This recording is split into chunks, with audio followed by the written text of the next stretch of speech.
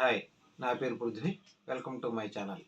మొత్తం మీద ఎట్టకేలకు తనూజ ఈ వారం కెప్టెన్ అయిందనమాట. సంజన గారి సపోర్ట్ వల్ల కెప్టెన్ అయింది.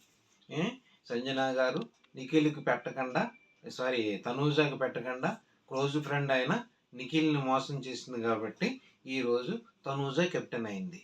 సో ఇంకా మారని భరణి తనూజ కెప్టెన్ అయిన తర్వాత జడవడ చేసేసి అంత అవసరమా? మీ ఫ్యామిలీ కాదంటాడు, వాళ్ళ వెనకాలే తిరుగుతాడు. తర్వాత మళ్ళీ ఆవిడని ఎత్తేసుకున్నారని దివ్య అలగడం మళ్ళీని. ఇది ఎక్కడ స్టోరీ? అస్సలు మారట్లేదు, వేస్ట్. వాళ్ళ ఫ్యామిలీ స్టోరీ లాగా ఉంది తప్ప బిగ్ బాస్ హౌస్లో ఉన్నట్లేదు అది. నిన్న పవన్ కళ్యాణ్ గేమ్లో కావాలని ఓడిపోవడం వల్ల తనూజ మహారాణి అవడం వల్ల ఈరోజు కెప్టెన్ అయిందనమాట. పవన్ కళ్యాణ్ ఏమాత్రం గుర్తించలేదు తనూజ. అంతే, అవసరం తీరిపోయిన తర్వాత వదిలేస్తారంటారు కదా, అలాగే ఉంది తనూజ పరిస్థితి కూడా. పవన్ కళ్యాణ్ కూడా గోల్ పెట్టాడు. ఏది ఏమైనా మొత్తానికి కెప్టెన్ అయింది. నెక్స్ట్ ఈరోజు గేములు ఏమేమి, నిఖిల్, తనూజ అండ్ రీతు, ఈ ముగ్గురికి కత్తి గేమ్ లాంటిది పెట్టారు. ఫస్టే రీతు నిలబడలేకపోయింది. తర్వాత తనూజను నిఖిల్ ఉన్నారు. సుమన్ శెట్టి గారేమో సంజన గారిని పిలిచాడు.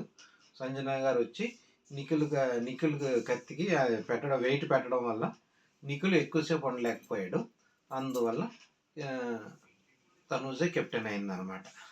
బిగ్ బాస్ ఈరోజు హౌస్లో అందరినీ కూర్చోబెట్టి చిన్ననాటి గుర్తులన్నీ కూడా గుర్తు చేశాడు అనమాట. ఈరోజు ఒక్కొక్కళ్ళవి చిన్నప్పుడు ఫోటోలు తీసుకుని వచ్చారు. ఈ దాంట్లో ఫస్ట్ రీతు వచ్చింది ఫోటో. ఓకే, తనకి స్టోరీగా పెద్ద ఇంపార్టెంట్ ఏం లేదు. కాకపోతే ఈ దాంట్లో మాత్రం పవన్ కళ్యాణ్, ఇమానియల్ బాగా ఎమోషనల్ అయ్యారు. పవన్ కళ్యాణ్ ఒక స్టోరీ అయితే ఇమానియల్ది ఒక స్టోరీ అనమాట. పవన్ కళ్యాణ్ స్టోరీ ఏంటంటే పేరెంట్స్ దగ్గర లేరని బాగా ఎమోషనల్ అయ్యాడు. పేరెంట్స్ ప్రేమ నాకు లేదని, నేను మా అత్త దగ్గర పెరిగానని, ఇప్పటి వరకు కూడా నేను పేరెంట్స్ ప్రేమ పొందలేకపోయానని బాగా ఎమోషనల్ అయ్యాడు. అందుకోసం నాకు పేరెంట్స్ వాల్యూ తెలియదని, హాస్టల్లోనే ఉన్నానని మొత్తం మీద చెప్పుకొచ్చాడు. అది పవన్ కళ్యాణ్ స్టోరీ కొంచెం కదిలించింది. ఇమానియల్ స్టోరీ మాత్రం బాగా కదిలించింది. ఎందుకంటే తను పుట్టుకతోనే దరిద్రంతో పుట్టానని, బాగా దీనస్థితి నుండి పైకి వచ్చామని, కమ్మల ఇంట్లో ఉండి బాగా పాక అనమాట, గుడిసె అంటారు, ఆ ఇంట్లో ఉన్నామని, నన్ను కనడానికి డబ్బులు లేక కనకూడదు అనుకున్నారని, మా అమ్మ తిండికి లేక కాలువలోకి వెళ్ళి మట్టి తిన్నదని, బాగా అనమాట. అసలు గర్వం లేకుండా ఇలాంటి విషయాలన్నీ చెప్పుకోవడం ఇమానియల్ గొప్పతనం అనే చెప్పుకోవాలి. ఎందుకంటే ఒక స్టేజ్కి వచ్చిన తర్వాత పాత విషయాలన్నీ మర్చిపోతారు. కానీ ఇమానియల్ కూడా ఏ ఒక్క విషయం మర్చిపోకుండా, ఏమీ దాయకుండా అన్నీ చెప్పుకొచ్చాడు అనమాట. అన్నీ చెప్పుకొస్తున్నప్పుడు అతనికి తెలియకుండానే అతని కళ్ళలోంచి నీరు రావడం గమనార్హం అనమాట. అతను మాత్రం మొత్తం మీద వాళ్ళ అన్నయ్యని బాగా హైలైట్ చేశాడు. మా అన్న వల్లే నేను ఈరోజు ఈ స్థితిలో ఉన్నానని, తను నా ఇద్దరు చిన్నప్పటి నుంచి పని చేయడం అలవాటని, పని చేయకపోతే మాకు భుక్తికి ఉండేది కాదని, అందుకోసం చిన్నప్పటి నుంచే మేము పని చేసుకుని చదువుకున్నామని, మా డబ్బులతోనే మేము చదివామని బాగా చెప్తూ బాగా ఎమోషనల్ అయ్యాడనమాట. వాళ్ళ అన్నగారు నా పని కూడా మా అన్నయ్య చేసేవాడని, అందుకోసం మా అన్నయ్య అంటే నాకు బాగా ఇష్టమని, అటువంటి అన్నయ్య నాకు దగ్గర ఇక్కడికి వచ్చిన తర్వాత 3 సంవత్సరాల నుంచి సరిగ్గా మాట్లాడట్లేదని, చెప్పిన మాటలు వింటున్నాడని ఇంకా బాగా ఎమోషనల్ అయ్యాడనమాట. సో వాళ్ళ అన్నయ్య అర్థం చేసుకోవాలని, తనతో బాగా కలిసి ఉండాలని కోరుకుందాము.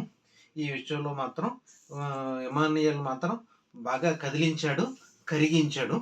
So Emmanuel is great. ఎందుకు చెప్తున్నానంటే ఉన్నది ఉన్నట్టు ఏది దాచుకోకుండా చెప్పడం ఇక్కడ గమనార్హం. నిన్నటి గేమ్లో రాజులు కమాండర్స్కి బాగా లగ్జరీ ఫుడ్ అందించడం వల్ల ప్రజలకి అందకపోవడం వల్ల ఈరోజు ప్రజలకు ప్రత్యేక దృష్టిలో పెట్టుకుని క్రికెట్ గేమ్ పెట్టాడు బిగ్ బాస్. క్రికెట్ గేమ్లో అక్కడ ఫుడ్ ఐటమ్స్ అన్నీ ఒక బోర్డుల మీద రాసేసి అక్కడక్కడ పెట్టాడు.